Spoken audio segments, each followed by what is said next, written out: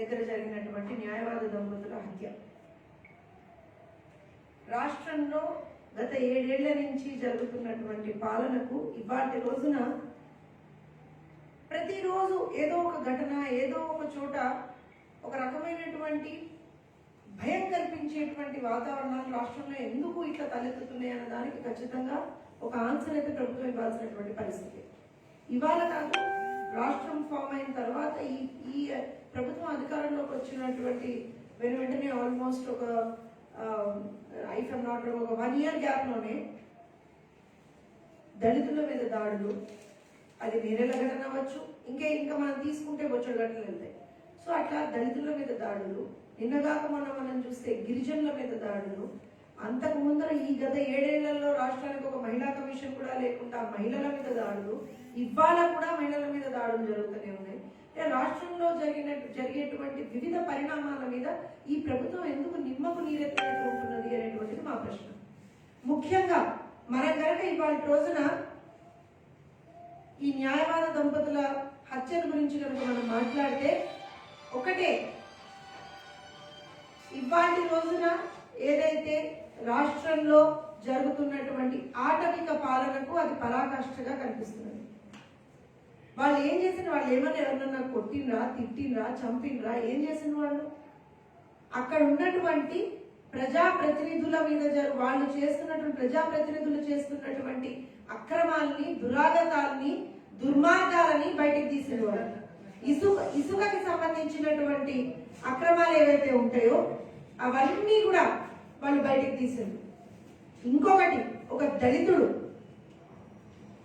వీటికి సంబంధించి, ఇసుక అక్రమాలకి సంబంధించి అక్కడ ఉన్నటువంటి ప్రజాప్రతినిధులకి సంబంధించినటువంటి డీటెయిల్స్ బయట పెట్టిందని చెప్పి ఒక దళితుడిని అరెస్ట్ చేసి అన్యాయంగా లాకప్ డెత్ చేస్తే వాళ్ళు దాని మీద పోరాడి ఇది లాకప్ డెత్ కాదు, ఇది నిజంగా కూడా కావాలని చేసినటువంటి ఒక హత్యగా వాళ్ళు దాన్ని చెప్తూ, దానికి సంబంధించినటువంటి ఇది లాకప్ డెత్ ఎందుకంటే అక్కడ పోలీసులే చేయించిండ్రు అనేటువంటి దాని మీద వాళ్ళు చూపిస్తూ క్లియర్ గా అక్కడ ఒక కమిషన్ ఫామ్ అయి ఇక్కడి నుంచి హైయర్ అఫీషియల్స్ కూడా లేదు దట్ ఇస్ ఏమంటారు అంటే సాధారణ మరణంగా వాళ్ళు చూపించడానికి ఒక ప్రయత్నం చేసినప్పుడు వాళ్ళు హైకోర్టులో పిల్లేయడం జరిగింది. ఒక బ్రాహ్మణ కులానికి చెందినటువంటి న్యాయవాదులు ఒక దళితుడిని చంపేస్తే వాళ్ళు ముందరికి వచ్చి ఇదేదైతే చేస్తున్నానో అది తప్పు అని చెప్పి ముందర పెట్టి వాళ్ళు నిలబడి పోరాడితే ఇవాళ రోజున వాళ్ళకి వచ్చింది ఏందయ్యా అంటే వాళ్ళని చంపేస్తారా? పుట్ట మధు గారు 2019లో ఈ ఇష్యూ జరిగినప్పుడు మీ పేరే బయటకు వచ్చింది. ఆ రోజు నుంచి ఈ రోజు వరకు దీనికి సంబంధించి ఒక్క ఎక్స్ప్లెనేషన్ కూడా మీరు ఇవ్వలేదు. నిన్నటికి నిన్న హత్య జరిగిన తర్వాత కూడా అక్కడ నెత్తుడి మడుగులో పడి కూడా వామనరావు గారు ఒకటే పాట తీసుకున్నారు. సీను మీ అనుచరుడు పొద్దున పూట మీతో పాటు గౌరవనీయులైనటువంటి ముఖ్యమంత్రి గారి పుట్టినరోజు వేడుకల్లో పాల్గొని మధ్యాహ్నం సరదాగా వెళ్ళి చంపేసి వచ్చిండు. స్టేట్మెంట్ ఉండదు, కంటి తుడుపు చర్యలు, నిందితుల్ని మేము వెంటనే పట్టుకుంటాం, ఇది కాదు కదా. అతను ఒక మండల పార్టీ అధ్యక్షుడు అయినప్పుడు ఇప్పటి వరకు కూడా మీరు అతన్ని పార్టీ నుంచి ఎందుకు సస్పెండ్ చేయలేదు? పుట్టా మధు గారు మీ పేరు ఇన్నిసార్లు వినిపిస్తున్నప్పుడు మీరు ఎందుకు ఒక మాట కూడా మాట్లాడతలేరు? సంబంధం ఉంది లేదు ఎందుకు మాట్లాడతలేరు? అన్యాయంగా ఇవాళ రోజున 2 నిండు ప్రాణాలని బలి తీసుకున్నారే, ఎవరు సమాధానం చెప్పాలి దీనికి? మొన్న సెప్టెంబర్ 2020లో నాగమణి గారు ఒక మహిళ అయి ఉండి ఆవిడ ఎంత గట్టిగా వీరోచితంగా వీళ్ళ మీద ఒక న్యాయవాదిగా తన వృత్తిని అత్యద్భుతంగా తీసుకుంటూ వెళ్తూ తను నెరవేరుస్తూ తన కర్తవ్యాన్ని నెరవేరుస్తూ అంత అత్యద్భుతంగా పనిచేసేటువంటి ఒక మహిళని వాళ్ళ రోజున మీరు చంపేసిండ్రే, పిల్లల అనాథలు చేసిండ్రే, ఎవరిచ్చిండ్రు మీకు ఈ హక్కు అని అడుగుతున్నాము.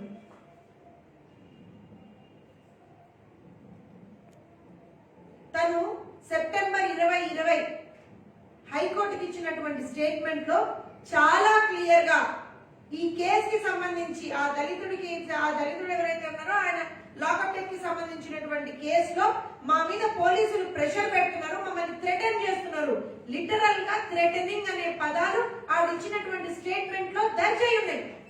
ఇది నేను మాట్లాడేది, ఇంకెవరు మాట్లాడే స్టేట్మెంట్ కాదు. ఇది హైకోర్టులో, ఆనరబుల్ హైకోర్టులో తను సబ్మిట్ చేసినటువంటి స్టేట్మెంట్ లో పోలీసులు మమ్మల్ని థ్రెటన్ చేస్తున్నారు, మమ్మల్ని బెదిరిస్తున్నారు, మమ్మల్ని మా పిల్లల్ని చంపుతామని బెదిరిస్తున్నారు అని చెప్పి చాలా క్లియర్ కట్ గా ఒక స్టేట్మెంట్ దర్జ్ చేయడం జరిగింది.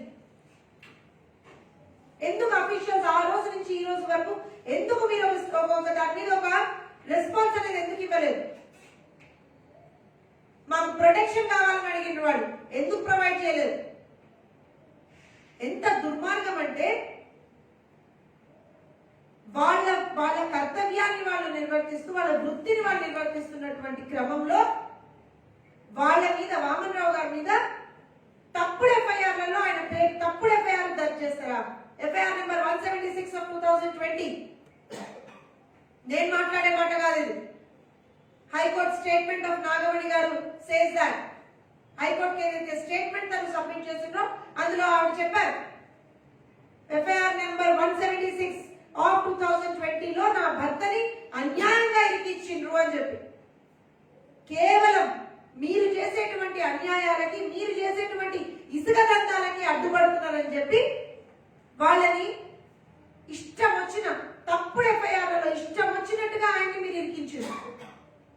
ఇవాటి రోజున హత్య జరిగిన తర్వాత కూడా మీరు అక్కడ పరిణామాన్ని చూడాల్సినటువంటి మీడియా మిత్రులందరూ కూడా మేము దయచేసి విన్నవించుకుంటున్నాం.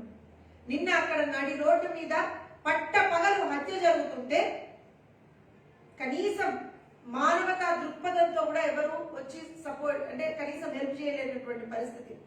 అంత భయభ్రాంతులకు అక్కడ ప్రజల్ని కూడా గురి చేసిండ్రా అనేటువంటి ఒక ప్రశ్న కూడా లేవనెత్తాల్సినటువంటి అవసరం ఉన్నది.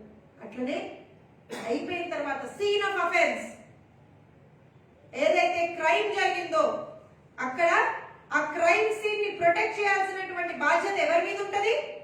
ఏం చేసిండ్రు పోలీసులు? స్థానిక పోలీసులు ముళ్ళ కప్పలు అడ్డు పెడతారా? ఇదా మీరు ప్రొటెక్ట్ చేసేది సీన్ ఆఫ్ అఫెన్స్ ని? ఎక్కడైతే క్రైమ్ జరిగిందో ఆ క్రైమ్ కి సంబంధించినటువంటి పరిధులు ఏవైతే ఉంటాయో దాన్ని మీరు ఎట్లా ప్రొటెక్ట్ చేస్తారండి? ముళ్ళ కప్పల్ని పెడతారా? దానికి సంబంధించినటువంటి ఫోటోగ్రాఫ్స్ కూడా మీడియా మిత్రుల దగ్గర ఉన్నాయి. ముళ్ళ కంచెలు పెట్టి మేము ఆపుతున్నామంటారా? ఒక ఫింగర్ ప్రింట్స్ ఎక్కడి నుంచి తీస్తారు మీరు? అక్కడ ఉన్నటువంటి ఎవిడెన్సెస్ ఎక్కడ తీస్తారు? మొత్తం ట్యాంపరింగ్ జరిగింది. ఎంటైర్ ఎవిడెన్సెస్ ట్యాంపరింగ్ జరిగింది. అక్కడ ఎవరు దీనికి బాధ్యత వహించాలి? ఆ కుటుంబం ఎవరికి అన్యాయం చేసింది వాళ్ళ రోజున? చట్టపరంగా, న్యాయపరంగా వ్యవస్థలో జరుగుతున్నటువంటి లోపాలని ఎత్తి చూపుతూ ఎవరైతే దందాలు చేస్తున్నారో, ఎవరైతే అక్రమాలు చేస్తున్నారో, ఎవరైతే దుర్మార్గాలు చేస్తున్నారో వాళ్ళ మీద పోరాడుతున్నటువంటి ఒక సాధారణ కుటుంబానికి సంబంధించినటువంటి న్యాయవాదుల్ని వాళ్ళ రోజున చంపేస్తారా?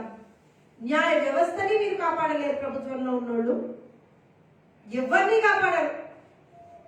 గమనిస్తే తెలంగాణ రాష్ట్రంలో ఎవరి మీద దాడులు జరగలేదండి. గిరిజనుల మీద దాడులు, దళితుల మీద దాడులు, మహిళల మీద దాడులు, అడ్వకేట్ల మీద దాడులు, డాక్టర్ల మీద దాడులు, నర్సుల మీద దాడులు, ఎంఆర్ఓల మీద దాడులు, ఎవరు పడితే వాళ్ళ మీదనే. ఏ వర్గానికి ఎవరికి కూడా ఇవాటి రోజున తెలంగాణలో రక్షణ లేకుండా పోతున్నారు. న్యాయ వ్యవస్థపై దాడి చేస్తారా? అన్యాయాన్ని ప్రశ్నించి ప్రజల కోసం పనిచేస్తున్నటువంటి ఒక బ్రాహ్మణ కుటుంబానికి చెందినటువంటి ఈ మాట నేను ఎందుకు మాట్లాడుతున్నా, మాటి మాటికి బ్రాహ్మణ కులం అని ఎందుకు మాట్లాడాల్సి వస్తుంది అంటే వాళ్ళు ఏ రోజున కూడా ఎవరికి హాని తలపెట్టని వాళ్ళు.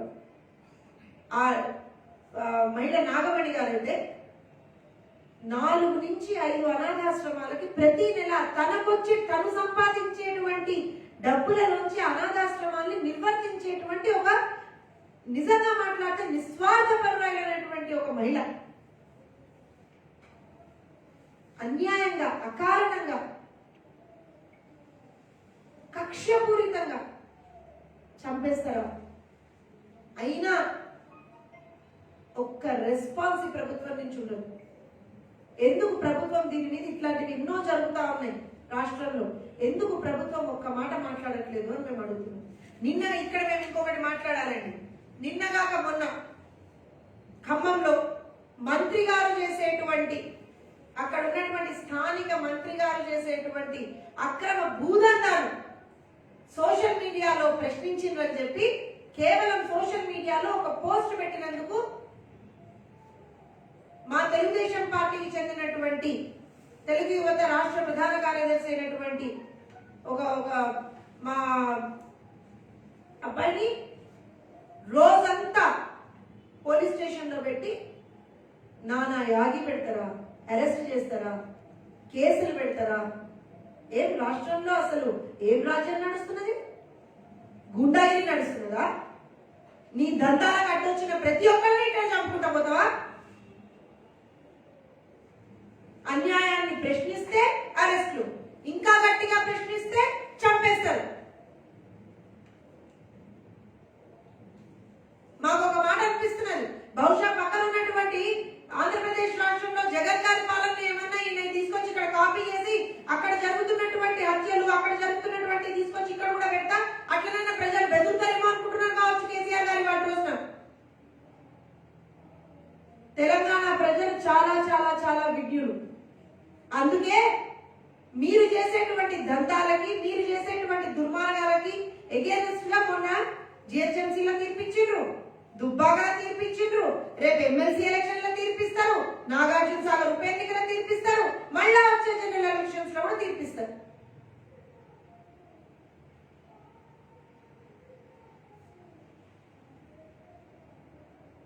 నిజంగా సిగ్గు అనిపిస్తున్నది వాళ్ళ రోజున రాష్ట్రంలో. ఏ ఒక్క వర్గానికి రక్షణ లేదు, ఎవ్వరికి రక్షణ లేదు.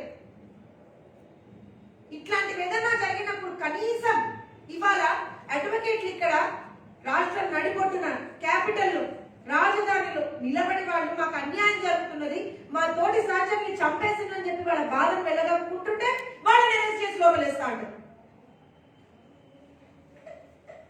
చెప్పినట్టు కదా, ఏది ఎవ్వరు ఏ విధంగా కూడా ఈ ప్రభుత్వాన్ని ప్రశ్నించకూడదు. నిజంగా ఈ కేసులో మనం కనుక చూస్తే గత ఇన్ని సంవత్సరాలుగా జరుగుతున్నటువంటి అక్రమ ఇసుక దందా మీద గుండె నిబ్బరంతో, ధైర్యంతో ముందరికి వచ్చి న్యాయపరంగా పోరాటం చేస్తున్నటువంటి న్యాయవాదులు ఇద్దరిని వాళ్ళ రోజున అకారణంగా పొట్టలు పెట్టుకున్నారు. కేవలం వాళ్ళు చేసిన తప్పల్లా ఏం చేయాలంటే ప్రజలకి సపోర్ట్ గా నిలబడ్డం.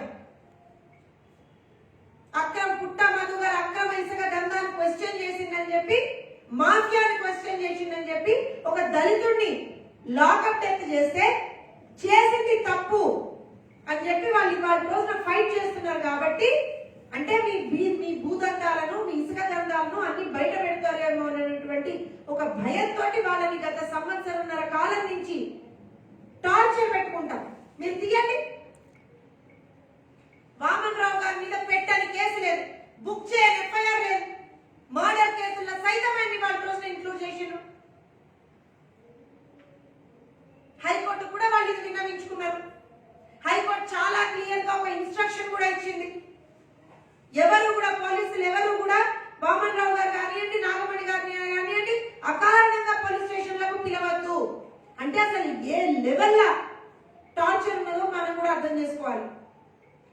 వాళ్ళు మాకు హాని ఉంది, మా ప్రాణాలకు హాని ఉంది అని వాళ్ళు సెప్టెంబర్ లో వాళ్ళు పెట్టుకుంటే ఇవాటి వరకు కూడా వాళ్ళకి ఏ విధమైనటువంటి రక్షణ కల్పించలేకపోయింది అక్కడ ఉన్నటువంటి పోలీస్ వ్యవస్థ. హత్య జరిగిన తర్వాత కూడా అక్కడ ఉన్నటువంటి ఏరియాను కూడా కనీసం కార్డన్ ఆఫ్ చేయకుండా, కనీసం ఎవిడెన్సెస్ ని ట్యాంపర్ అవ్వకుండా కాపాడలేకపోయింది అక్కడ పోలీస్ వ్యవస్థ. ఎవరి కోసం పనిచేస్తున్నది పోలీస్ వ్యవస్థ ఇవాళ రోజున మేము ప్రశ్నిస్తున్నాం.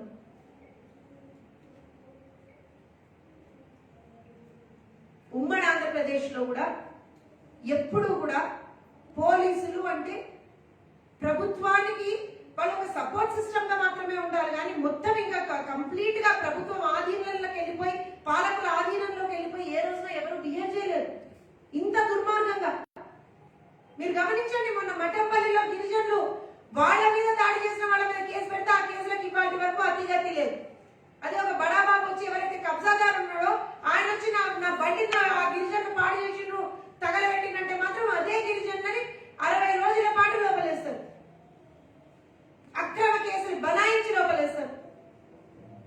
అదే సాధారణ ప్రజలకు ఏమన్నా అవుతుంది అంటే మాత్రం కనీసం ఈ పోలీసుల నుంచి ఏమాత్రం స్పందన ఉండదు మనకు. ఇవాళ మేము ఒకటే క్వశ్చన్ చేస్తున్నాము, ఒకటే డిమాండ్ చేస్తున్నాము రాష్ట్ర ప్రభుత్వాన్ని. ఇమ్మీడియట్ గా ఇది ఏదైతే అక్కడ జరిగిందో ఇదేదో మామూలుగా సాదా సీదాగా వాళ్ళకి ఒక స్టేట్మెంట్ పాస్ చేసేసి అక్కడ ఉన్నటువంటి పోలీస్ ఆఫీషియల్స్ పాత కక్షలు కాదు. అక్కడ ఉన్నటువంటి ఇసుక దందాలను, అక్రమ దందాలను, భూదందాలను బయట పెడుతున్నటువంటి ఒక న్యాయవాదుల మీద జరిగినటువంటి దాడి ఇది. దీని వెనుక చాలా పెద్ద హస్తాలు ఉన్నాయి. ఖచ్చితంగా వాటన్నింటినీ కూడా బయటకు తీసుకురావాల్సిన నిజాలను బయటకు తీసుకురావాల్సినటువంటి బాధ్యత పోలీసుల మీద ఉన్నది. ఇంకా మేమైతే చాలా క్లియర్ గా అడుగుతున్నాము, go for judicial enquiry on this. Simple గా అక్కడ ఉన్నటువంటి పోలీసుల మీద నమ్మకం లేదని వాళ్ళే 100 సార్లు చెప్పిండ్రు. కోర్టుకు మొరబెట్టుకున్నారు, పోలీసులే వాళ్ళని ఇబ్బందులు పెడుతున్నారని చెప్పిండ్రు. సో దయచేసి దీని మీద వెంటనే హోమ్ మినిస్టర్ గారు ఒక క్లారిఫికేషన్ ఇవ్వాలి. రాష్ట్రానికి ఒక హోమ్ మినిస్టర్ గారు ఉన్నారని మేము భావిస్తున్నాం. ఆయన ఎప్పుడు బయట కనబడకపోయినా ఎక్సెప్ట్ ప్రారంభోత్సవాలకి లేకపోతే ఏదైనా ఫంక్షన్స్ కి తప్పించి ఏదైనా ఇట్లాంటి ఇష్యూ జరిగినప్పుడు ఎప్పుడు బయట కనబడడానికి ఆయన ఒకసారి ప్రెస్ ముందరకు వచ్చి దయచేసి మీడియా మిత్రులందరూ కూడా మేము విన్నవించుకుంటున్నాం, మీరు వెళ్ళి ఆయన కూడా ఒక స్టేట్మెంట్ అడగండి. ఏం చెప్తారు రాష్ట్రంలో ఉన్నటువంటి లా అండ్ ఆర్డర్ పరిస్థితి గురించి ఆయన ఏం చెప్తారు, ఈ కేసు గురించి ఆయన ఏం చెప్తారు, ఆయనకి ఏం అవగాహన ఉంది, అసలు ఏం తెలుసుకున్నాండి నిన్నటి సంది అడగండి, ఒకసారి ప్రశ్నించండి. మేము కూడా ఇవాళ కోసం అదే డిమాండ్ చేస్తున్నాం.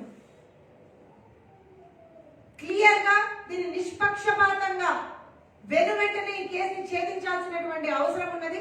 ఎందుకంటే దీని వెనుక ఎవరున్నారో బయటకు తీయాల్సినటువంటి అవసరం ఉన్నది. అకారణంగా అన్యాయంగా ప్రాణాలు కోల్పోయినటువంటి నాగమణి గారిని అలానే వామన్ రావు గారిని మనం మళ్ళీ తేలేకపోయినా వాళ్ళ ఆశయ సాధన ఏదైతే ఉందో, వాళ్ళు దేనికోసమైతే వాళ్ళ ప్రాణాన్ని పోగొట్టుకున్నారో దాని మీద మాత్రం ఖచ్చితంగా వర్క్ చేయాల్సినటువంటి అవసరం మనందరికీ ఉన్నది. ఖచ్చితంగా ప్రభుత్వం కూడా దీని మీద వెనువెంటనే ఒక ఎంక్వైరీకి ఆర్డర్ చేయాలి. అక్కడ already tampering of the evidences జరిగింది కాబట్టి దాన్ని ఎట్లా తీసుకుంటారో ఒక స్టేట్మెంట్ పోలీస్ శాఖ నుంచి కావాలి, అట్లానే హోంశాఖ మంత్రులు కూడా దీనికి సంబంధించినటువంటి ఒక స్టేట్మెంట్ ఇవ్వాలి. అట్లానే ఆ కుటుంబాన్ని ఆదుకోవాల్సినటువంటి బాధ్యత కూడా ప్రభుత్వం మీద ఉన్నది. నిందితులు టిఆర్ఎస్ పార్టీకి చెందినటువంటి వాళ్ళుగా ప్రసార మాధ్యమాల్లో అవనియండి, అక్కడ ఉన్నటువంటి వాళ్ళు కూడా చాలా క్లియర్ గా ఐ విట్నెస్లు కూడా చెప్తున్నారు. వాళ్ళకి ఇదివరకు జరిగినటువంటి అన్ని కేసు పురాపరాలు కూడా ఉన్నాయి. కాబట్టి వెంటనే టిఆర్ఎస్ పార్టీకి చెందినటువంటి వర్కింగ్ ప్రెసిడెంట్ ఎవరైతే ఉన్నారో మాకు ఒక క్లారిఫికేషన్ ఇవ్వాలి, whether those people belong to TRS or not. ఆ కుంటా సీన్ అనే అతడు, ఆ కుమార్ అనే అతడు మీ టిఆర్ఎస్ పార్టీకి చెందినటువంటి వాళ్ళు అవునా కాదా? అయితే దీని వెనక ఇంకెవరెవరు ఉన్నారు, వాళ్ళని మీరు వెంటనే పార్టీ నుంచి ఎందుకు సస్పెండ్ చేయలేదు? ప్రజలకు ఆన్సర్ ఇవ్వాల్సినటువంటి బాధ్యత మీ మీద ఉంది. డెఫినెట్ గా we're asking for an impartial enquiry into this and the government of Telangana ఇట్లనే లా అండ్ ఆర్డర్ సిచ్యువేషన్ మేము పాడు చేసుకుంటుంటాము, అన్ని చేసుకుంటుంటాము, మా ఇష్టారీతిన దందాలు చేసుకుంటుంటాము, భూదందాలు చేసుకుంటుంటాము, ఇసుక దందాలు చేసుకుంటుంటాము అని అంటే మాత్రం ప్రజలు కూడా చూస్తూ ఊరుకోరు.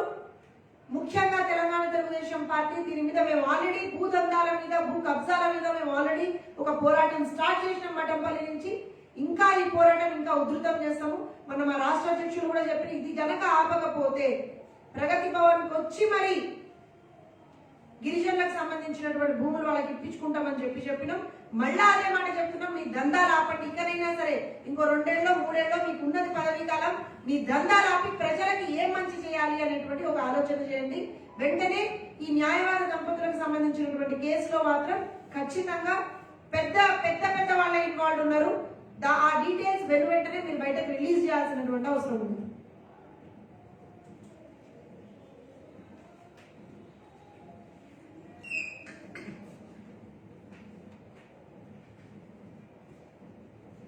నిన్న ఇద్దరు న్యాయవాదుల దంపతులు గట్టు వేమన్ రావు నాగమణి గారి హత్య ఎట్లయితే ఘోరమైన హత్య కావించబడ్డారో దానికి నిన్న కేసీఆర్ గారి జన్మదిన సందర్భంగా టీఆర్ఎస్ నాయకులు ఇచ్చిన బర్త్డే గిఫ్ట్ అని అనుకోవాల్సిన పరిస్థితి ఏర్పడ్డది.